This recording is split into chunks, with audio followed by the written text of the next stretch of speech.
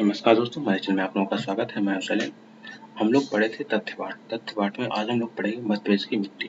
तो चलिए हम लोग इस लेक्चर को स्टार्ट करते हैं। देखिए, धरातल के ऊपरी परत जो पेड़ पौधों को उगाने व बढ़ाने के लिए जीवांश तथा खनिजांश प्रदान करती है, मिट्टी कहलाती है। मिट्टी चट्टान तथा जीवांश के मिश्रण से बनती है। डॉक्टर हेमंड बनेट के अनुसार भूमि के तल पर पाए जाने वाले असंगठित पदार्थों की वह ऊपरी परत जो मूल चट्टानों तथा वनस्पति अंश के योग से निर्मित हुई है, मिट्टी कहलाती है। मध्य प्रदेश में मिट्टी के 5 प्रमुख प्रकार हैं। कौन कौन से? काली मिट्टी, लाल और पीली मिट्टी, जलोढ़ मिट्टी, कछारी मिट्टी और मिश्रित मिट्टी। अब एक एक करके सभी मिट्टी को देखते हैं। पहले देखते हैं हम लोग काली मिट्टी। काली मिट्टी, यह मिट्टी गहरे रंग की दोमट मिट्टी है। चीका व बालू इसके दो प्रधान अवयव हैं। सफेद चीका युक्त यह मिट्टी बहुत बारीक कण वाली चूना, मैग्नीशियम एवं कार्बोनेट के अंश वाली होती है। इस मिट्टी में लोहे, चूने एवं एल्यूमीनियम की अधिकता एवं फास्फेट, नाइट्रोजन एवं जैव पदार्थ की कमी होती है। काली मिट्टी का प्रदेश प्रमुखतः वह है जहाँ वहाँ दक्कन ट्रैप तथा बेसाल्ट नामक अग्रय चट्टानें बहुत मोटी तहों में मिलती है। इस काली चट्टान के झड़ने से ही यह मिट्टी बनी है। इस मिट्टी के रासायनिक संगठन में अन्य रसायनों के अलावा लोहे और चूने की मात्रा अधिक होने से इनका रंग काला हो जाता है। पानी पड़ने पर यह मिट्टी चिपकती है और सूखने पर बड़ी बड़ी दरारें पड़ जाती है, जिससे मिट्टी में वायु संचरण तथा जल निकास की समस्या नहीं होती है। मध्य प्रदेश में यह मिट्टी सतपुड़ा के कुछ भाग, नर्मदा घाटी व मालवा के पठारी भागों में मिलती है। मंदसौर, रतलाम, झाबुआ, धार, खंडवा, खरगोन, इंदौर, देवास, सीहोर, उज्जैन, शाजापुर, राजगढ़, भोपाल, रायसेन, विदिशा, सागर, दमोह, जबलपुर, नरसिंहपुर, होशंगाबाद, बैतूल, छिंदवाड़ा, सिवनी, गुना, शिवपुरी व सीधी जिलों का भूभाग दक्कन के पठार का उत्तरी पश्चिमी भाग है। इस कारण यहाँ काली मिट्टी पाई जाती है। मध्य प्रदेश में टीकमगढ़, छतरपुर, पन्ना, सतना व रीवा में मिश्रित काली व लाल मिट्टी मिलती है। काली मिट्टी को 3 भागों में बांटा जा सकता है। कौन कौन से? गहरी काली, साधारण काली मिट्टी, छिछली काली मिट्टी। अब देखते हैं गहरी काली मिट्टी क्या होती है। यह नर्मदा घाटी, मालवा और सतपुड़ा पठार के विस्तृत भाग में पाई जाती है। यह राज्य की 3.5% भूमि अर्थात 35 लाख एकड़ क्षेत्र घेरती है। 20 से 60% चिकनी मिट्टी की मात्रा वाली इस मिट्टी की गहराई 1 से 2 मीटर तक है। यह मिट्टी गेहूं, तिलहन, चने तथा ज्वार की खेती के लिए बहुत उपयोगी है। अब देखते हैं साधारण काली मिट्टी। काली मिट्टी के प्रदेश का अधिकतम भाग इस वर्ग के अंतर्गत रखा जा सकता है, जिसमें मालवा के पठार का संपूर्ण भाग, उत्तरी भाग और निमाड़ प्रदेश सम्मिलित है। लगभग 400 लाख एकड़ या राज्य के 37% भूभाग पर यह मिट्टी पाई जाती है। इस मिट्टी की गहराई 15 सेंटीमीटर से 1 मीटर तक है। यह मिट्टी का रंग भी भूरा अथवा हल्का काला है। छिछली काली मिट्टी, राज्य के क्षेत्रफल का लगभग 75% लाख एकड़ या 7.1% क्षेत्रफल सतपुड़ा क्षेत्र में आता है, जहाँ की अधिकतर मिट्टी की परत छिछली है। छिंदवाड़ा, बैतूल तथा सिवनी जिले इसी भाग में आते हैं। यह चिकनी दोमट मिट्टी है, जिसमें 15 से 30% चिकनी मिट्टी की मात्रा पाई जाती है। मध्य प्रदेश में काली मिट्टी के प्रदेश साधारणतः विस्तृत कृषि प्रदेश के रूप में उभरे हैं। रबी और खरीफ की फसलें ऐसी हैं जिन्हें अधिक सिंचाई की आवश्यकता नहीं होती है, जैसे गेहूं, कपास, ज्वार, तिलहन और दालें हैं। अब इसमें तथ्य क्या है? मध्य प्रदेश में सर्वाधिक भाग पर काली मिट्टी पाई जाती है। काली मिट्टी का सर्वाधिक क्षेत्र महाराष्ट्र में है, दूसरे क्रम में मध्य प्रदेश में। काली मिट्टी कपास की खेती के लिए उत्तम मानी जाती है। लाल पीली मिट्टी वाला क्षेत्र राज्य का मुख्य धान क्षेत्र है। लाल पीली मिट्टी में नाइट्रोजन और ह्यूमस की अनुपस्थिति में उर्वरता कम होती है। मध्य प्रदेश की सर्वाधिक उपजाऊ मिट्टी जलोढ़ मिट्टी है। जलोढ़ मिट्टी की प्राकृतिक छरी है। जलोढ़ मिट्टी वाला क्षेत्र राज्य का मुख्य सरसों उत्पादक क्षेत्र है। लेटेराइट मिट्टी क्षेत्र राज्य का मुख्य मसाला क्षेत्र है ना? अब देखते हैं कौन सा? लाल और पीली मिट्टी। मध्य प्रदेश के संपूर्ण पूर्वी भाग में अर्थात बघेलखंड में लाल और पीली मिट्टी पाई जाती है ना? ये देखिए लाल और पीली मिट्टी है ना? और ये जलोढ़ और कछारी मिट्टी। साधारण काली मिट्टी, और ये गहरी काली मिट्टी का इलाका है, और ये मिश्रित मिट्टी पाई जाती है, और छिछली काली काली मिट्टी भी इधर पाई जाती है ना, या और इधर साइड लेटराइट मिट्टी पाई जाती है ना। सामान्य रूप से लाल और पीली मिट्टी साथ साथ पाई जाती है, और तथा लाल रंग लोहे के कणों के ऑक्सीकरण के कारण होता है। अधिकतर यह हल्की बलुई मिट्टी है, किंतु ये कहीं कहीं पर भारी चिकनी और दोमट मिट्टी के प्रदेश भी मिलते हैं। इस मिट्टी में उर्वरता काफी कम होती है, क्योंकि उर्वरता हेतु आवश्यक ह्यूमस एवं नाइट्रोजन तत्वों की कमी होती है। इस मिट्टी में चूने की मात्रा पर्याप्त होने पर भी निक्षालन के कारण उर्वरता बढ़ाने में यह असहायक नहीं होता है। मध्य प्रदेश के अधिकांश ऊंचे पठार एवं तीव्र ढाल की पहाड़ियों के कारण कृषि की संभावना कम है। फिर भी मैदान के अतिरिक्त विस्तृत क्षेत्र में काफी वनस्पति पाई जाती है तथा कृषि भी की जाती है। बघेलखंड के मध्यवर्ती और पूर्वी भाग में रेतीली पतली परत के रूप में भी मिट्टी पाई जाती है, जिसमें चूने की मात्रा अपेक्षाकृत कम है, जिसमें इसमें धान की फसल अधिक बोई जाती है। मिट्टी ढलवा भागों में पीली बलुई दोमट मिट्टी मिलती है। फलस्वरूप यह प्रमुख कृषि प्रदेश है, और यहाँ की प्रमुख फसल धान है। अब क्या है, जलोढ़ मिट्टी। मध्य प्रदेश के उत्तरी पश्चिमी भागों में मुख्यतः मुरैना, भिंड, ग्वालियर तथा शिवपुरी जिलों में यह मिट्टी पाई जाती है। बुंदेलखंड, नीस तथा चंबल द्वारा निक्षेपित पदार्थों से निर्मित यह मिट्टी गंगा नदी घाटी के इस सीमांत प्रदेश में लगभग 30 लाख एकड़ भू-भाग पर फैली हुई है। इस मिट्टी में नाइट्रोजन, जैव तत्व एवं फास्फोरस की कमी के कारण वनस्पति भी कम पाई जाती है। इस मिट्टी की सतह बलुई दोमट व चिकनी दोमट तथा निचली सतहों में अपेक्षाकृत महीन कणों का पदार्थ पाया जाता है।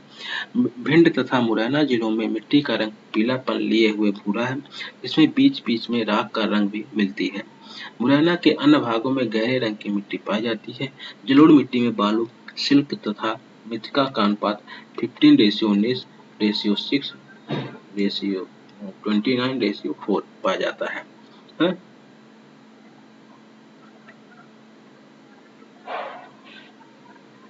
बालू की रिक्तता कारण इसमें अपरदन अपेक्षाकृत कम होता है। अब देखते हैं कौन सा, कछारी मिट्टी।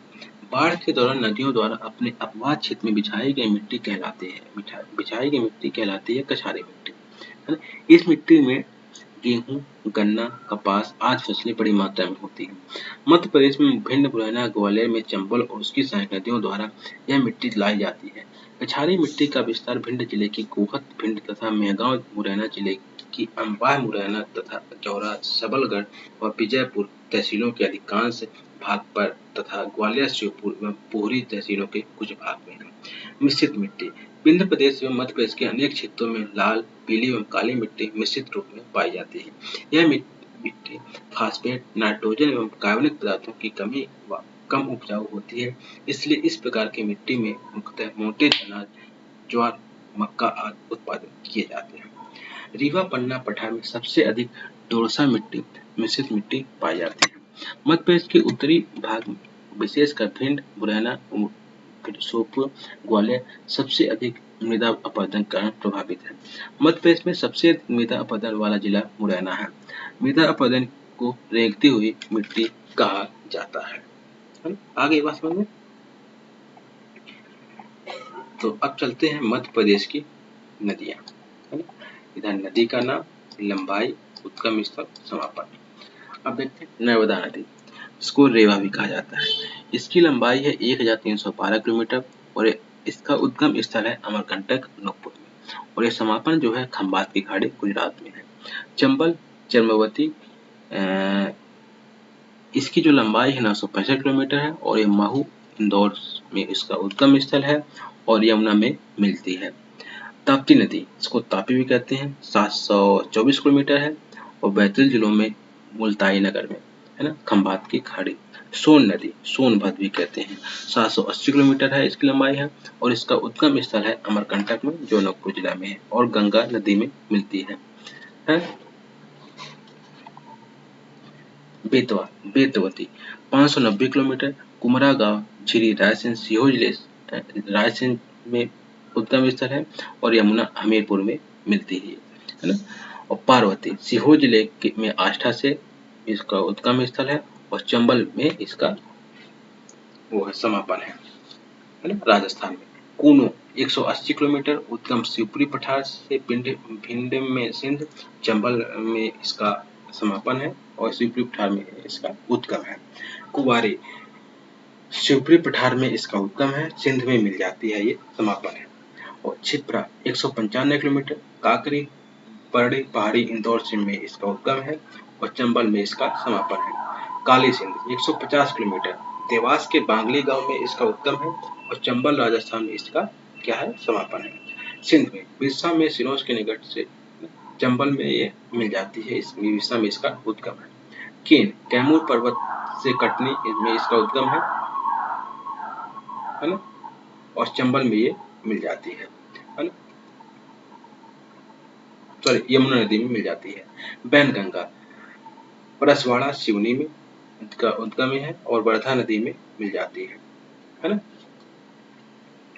और गार सिवनी के लखना दोन क्षेत्र में इसका उद्गम है और नर्मदा में मिल जाती है, नर्मदा के बाएं तट में।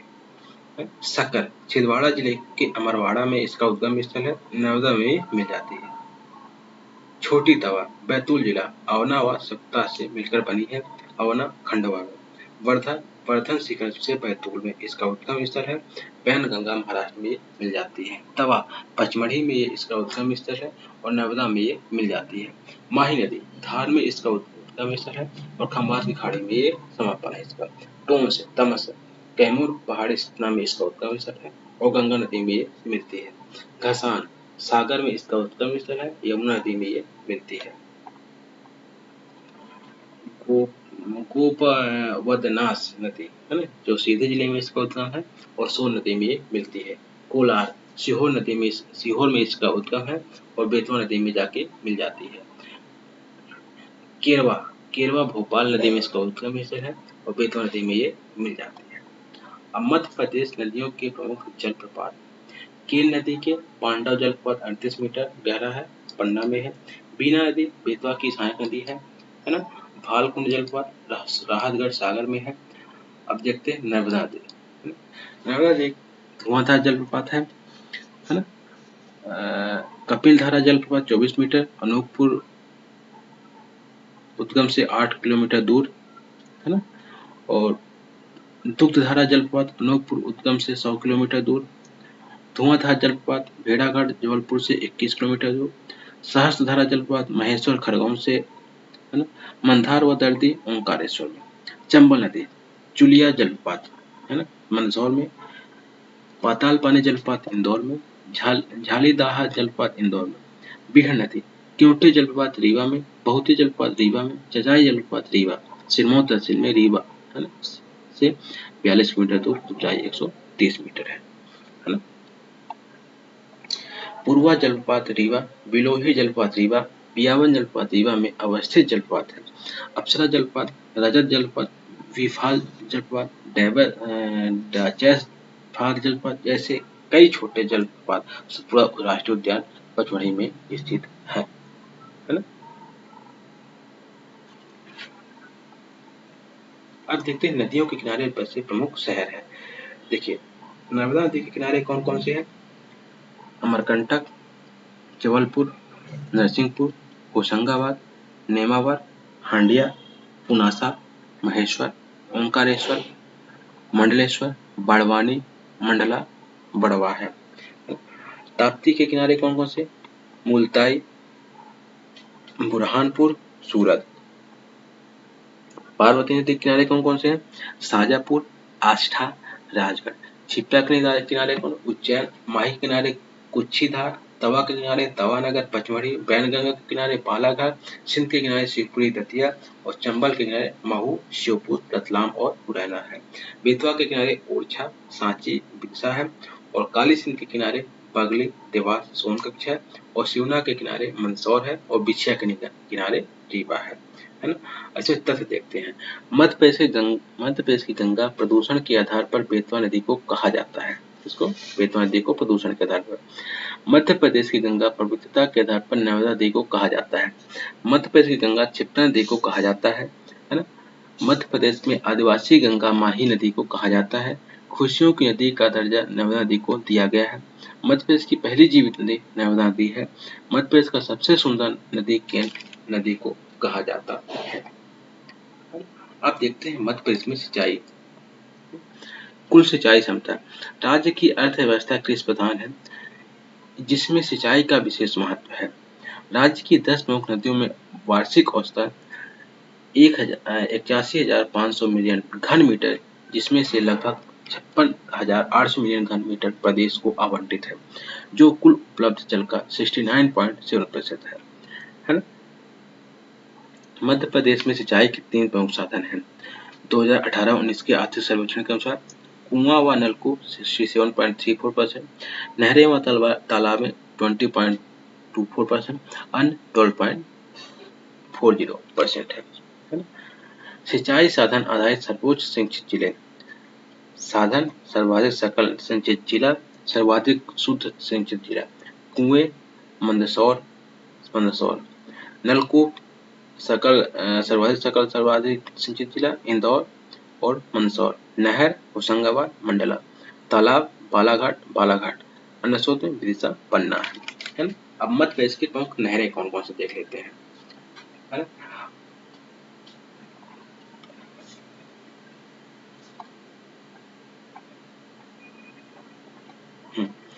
चंबल नहर, चंबल नदी में लाभान्वित जिले कौन कौन से? भिंड, मुरैना, श्योपुर, मंदसौर, नीमच आदि हैं।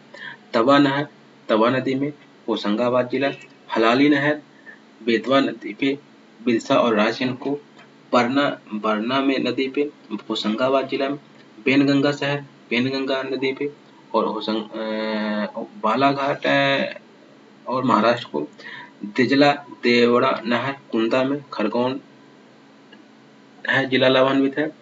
और सटाक नदी पे खरगोन में। माही नहर माही नदी पे झाबुआ और धार में। नर्मदा नदी पे खंडवा खरगोन और बड़वानी नदी पे, है ना। इसके प्रभावित जिले हैं। अब मध्य प्रदेश की प्रमुख नदियों में बाढ़। गांधी सागर चंबल नदी पे। जवा सागर चंबल पे। महाराणा प्रताप सागर ये राजस्थान में भी है ना। महाराणा प्रताप सागर राजस्थान में चंबल नदी पे। इंदिरा सागर नर्मदा नदी पे। ओंकारेश्वर बांध नर्मदा नदी पे। राजघाट बेतवा पे। तवा बांध तवा पे। बाणसागर बांध सोन पे। बरगी बांध बरगी पे। दिजला देवड़ा कुंदा पे। और नर्मदा की सहायक नदी भी है ना, बरगी नदी पे। और साटक बांध साटक में। बरना बांध बरना में। सरदार सरोवर गुजरात में भी है और नर्मदा नदी पे है ना। अब महत्वपूर्ण तथ्य देख लेते हैं। कुओं तथा पश्चिमी क्षेत्रों में सर्वाधिक सिंचाई होती है। बालाघाट एवं सिवनी में तालाब से सिंचाई होती है। प्रदेश की औसत वार्षिक वर्षा 117 सेंटीमीटर है। सबसे कम सिंचाई वाला जिला डिंडोरी है, 0.8% है। शुद्ध सिंचित क्षेत्रफल की दृष्टि से भारत में मध्य प्रदेश का 7वां स्थान है। मध्य प्रदेश की पहली बहुउद्देशीय नदी घाटी परियोजना चंबल नदी घाटी परियोजना है, जो वर्ष 1953-54 में प्रारंभ की गई है। नर्मदा नदी पर 29 बृहद, 135 मध्यम एवं 3000 लघु योजनाएं सम्मिलित हैं। नर्मदा नदी पर 27.55 लाख हेक्टेयर क्षेत्र सिंचाई की सुविधा एवं 3000 मेगावाट विद्युत उत्पादन हो सके। इंदिरा सागर परियोजना का शिलान्यास अक्टूबर 1984 में तत्कालीन प्रधानमंत्री श्रीमती इंदिरा गांधी द्वारा किया गया। 1956 में जल संसाधन विभाग की स्थापना की गई है। संयुक्त सिंचाई परियोजना कौन कौन सी है? सरदार सरोवर परियोजना मध्य प्रदेश, गुजरात और महाराष्ट्र में है और राजस्थान में भी है। भागीदार राज्य भी है। बाणसागर परियोजना मध्य प्रदेश, उत्तर प्रदेश, बिहार में है। रानी लक्ष्मीबाई परियोजना मध्य प्रदेश, उत्तर प्रदेश। उर्मिल परियोजना मध्य प्रदेश, उत्तर प्रदेश में। केन परियोजना मध्य प्रदेश और उत्तर प्रदेश में है। और पेंच परियोजना मध्य प्रदेश और महाराष्ट्र में है। पावन थड़ी परियोजना मध्य प्रदेश और महाराष्ट्र में है। बाघ परियोजना मध्य प्रदेश और महाराष्ट्र में है। चंबल घाटी परियोजना मध्य प्रदेश और राजस्थान में है। नर्मदा जल विवाद अभिकरण का गठन 1969 में किया गया। नर्मदा नियंत्रण प्राधिकरण का गठन 1980 में किया गया, है ना। अब देख लेते हैं नदी घाटी परियोजना एक नजर में। परियोजना का नाम नदी लाभान्वित जिले विशेष वितरण। चंबल चर्मवती भी बोलते हैं। बहाव इंदौर, उज्जैन, रतलाम, मंदसौर तथा श्योपुर, मुरैना, भिंड की सीमांत नदी है ना। नदी क्या है चंबल में। और लाभान्वित जिला कौन कौन से, श्योपुर, भिंड, मुरैना, ग्वालियर, चंबल नहर है ना। चंबल नहर से 2.25 लाख हेक्टेयर भूमि सिंचित है ना। इसमें विशेष विवरण क्या है, यमुना की सहायक नदी चंबल पर स्थित यह मध्य प्रदेश व राजस्थान की संयुक्त परियोजना है। प्रारंभ जो है 1954 में, निर्माण 3 चरणों में। फर्स्ट है गांधी सागर योजना 1960 में पूर्ण है। राणा प्रताप सागर बांध, जवाहर सागर कोटा बैराज बाईं ओर की नहरें, राजस्थान को व दाईं ओर की नहरें मध्य प्रदेश के कृषि प्रदेश सिंचित है। नर्मदा घाटी परियोजना, सरदार सरोवर, इंदिरा सागर, महेश्वर, ओंकारेश्वर है ना। नर्मदा व उसकी सहायक 41 नदियां, नर्मदा का अपवाह 93,180 वर्ग किलोमीटर है। इसमें नर्मदा के उद्गम से समापन तक संपूर्ण जिले व गुजरात, महाराष्ट्र, राजस्थान प्रदेश इंदिरा परियोजना का शिलान्यास 1984 में इंदिरा गांधी ने किया था। इस परियोजना में मध्य प्रदेश की 29 बृहद, 135 मध्यम तथा 3000 लघु सिंचाई परियोजनाएं शामिल हैं। लक्ष्य 3000 मेगावाट विद्युत, 27.5 लाख हेक्टेयर सिंचाई है। इंदिरा सागर परियोजना मध्य प्रदेश में तथा सरदार सरोवर परियोजना गुजरात में भड़ौच के निकट इंदिरा सागर व ओंकारेश्वर 2 बृहद सिंचाई परियोजनाएं हैं, जिनमें से 3 लाख हेक्टेयर क्षेत्र सिंचित होगा। इंदिरा सागर परियोजना खंडवा के पुनासा में है। जोवट, हथनी नदी, धार, चंद्रशेखर आजाद परिसर, 9,848 हेक्टेयर सिंचाई क्षमता। बरगी परियोजना रानी अवंती बाई सागर परियोजना, बरगी जबलपुर में, जबलपुर मंडला सिवनी 60 मीटर ऊंचा बांध, 1.5 लाख हेक्टेयर है सिंचाई। वर्तमान में 95,000 हेक्टेयर सिंचाई है। तवा परियोजना, तवा होशंगाबाद जिला, 3.33 लाख हेक्टेयर सिंचाई क्षमता, वर्तमान में 2.47 लाख हेक्टेयर है ना।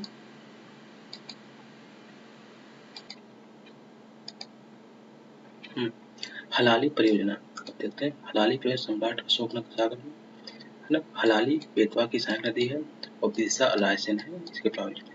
1945 मीटर लंबा, 29.57 मीटर ऊंचा बांध, 27,000 हेक्टेयर भूमि पर सिंचाई, निर्माण 1973 से 1976 है ना। बाढ़ सागर परियोजना, सोन नदी, मध्य प्रदेश में रीवा सीधी जिले लाभान्वित हैं। 405 मेगावाट विद्युत उत्पादन होंगे है ना। देवल और शहडोल में बांध 1.5 लाख हेक्टेयर सिंचाई होती भी है। माता टीला बांध परियोजना बेतवा में, मध्य प्रदेश के 6, उत्तर प्रदेश के 4 जिले। यह मध्य प्रदेश व उत्तर प्रदेश की संयुक्त रानी लक्ष्मीबाई यहाँ माता टीला जल विद्युत ग्रिड भी है परियोजना है। मध्य प्रदेश में 1.16 लाख वैत्यवती परियोजना है हेक्टेयर, उत्तर प्रदेश में 1.09 लाख हेक्टेयर क्षेत्र में होगी। पेंच परियोजना, पेंच बालाघाट छिंदवाड़ा में है, पेंच नदी पे है और बालाघाट छिंदवाड़ा इसके प्रभावित जिले हैं। और यह मध्य प्रदेश महाराष्ट्र की परियोजना है। 63,388 हेक्टेयर है क्षेत्र में सिंचाई होगी। बांस परियोजना, बांस नदी पे है, महाराष्ट्र मध्य प्रदेश की सीमा क्षेत्र है। सीमा पर सिरपुर गांव में बांध बनाया गया है व महाराष्ट्र क्षेत्र में सिंचाई होगी। बावनथड़ी मध्य प्रदेश व महाराष्ट्र में है। मध्य प्रदेश महाराष्ट्र की परियोजना राजीव नगर महाराष्ट्र के भंडारा जिले में है। बालाघाट में 29,412 हेक्टेयर व महाराष्ट्र में 17,357 हेक्टेयर में सिंचाई होगी। उर्मिल परियोजना, उर्मिल छतरपुर में है। मध्य प्रदेश और उत्तर प्रदेश में 60:40 जल अनुपात बंटवारा। मध्य प्रदेश में नहर 137 किलोमीटर है। उर्मिल बांध मध्य उत्तर प्रदेश व नहर निर्माण मध्य प्रदेश द्वारा है। मतलब कि उर्मिल बांध उत्तर प्रदेश सरकार ने बनवाया था और नहर निर्माण मध्य प्रदेश सरकार ने किया था। अपर बैनगंगा नदी पे बालाघाट सिवनी नदी इसमें प्रभावित है। इसकी सिंचाई क्षमता 1,03,722 हेक्टेयर है। थावर परियोजना, थावर नदी पे मंडला जिला प्रभावित है। 18,212 हेक्टेयर सिंचाई क्षमता है। कोलार परियोजना, कोलार नदी पर है और सीहोर इसमें प्रभावित है। तो सीहोर में सिंचाई के अलावा भोपाल को पेयजल की उपलब्धता 60,887 हेक्टेयर सिंचाई भी है। और माही परियोजना माही नदी पर है, थार झाबुआ, और 2 बांध, 2 नहरें, उद्गम धार, कुल 137 किलोमीटर लंबा नहर। वर्तमान में 5000 हेक्टेयर में सिंचाई, धार में 7913 हेक्टेयर व झाबुआ में 18517 हेक्टेयर सिंचाई क्षमता है। नरगवा परियोजना केन की सहायक नदी है, छतरपुर में प्रभावित है। मध्य प्रदेश उत्तर प्रदेश परियोजना छतरपुर में 16190 हेक्टेयर सिंचाई होगी। है? ये चीजें हैं। तो अब ये लेक्चर को मैं यहाँ समाप्त करता हूँ। नदी घाटी परियोजना का टॉपिक समाप्त हो गया। तो हमारे चैनल को सब्सक्राइब कीजिएगा और इस वीडियो को ज़्यादा से ज़्यादा लोगों तक शेयर कर दीजिएगा। धन्यवाद।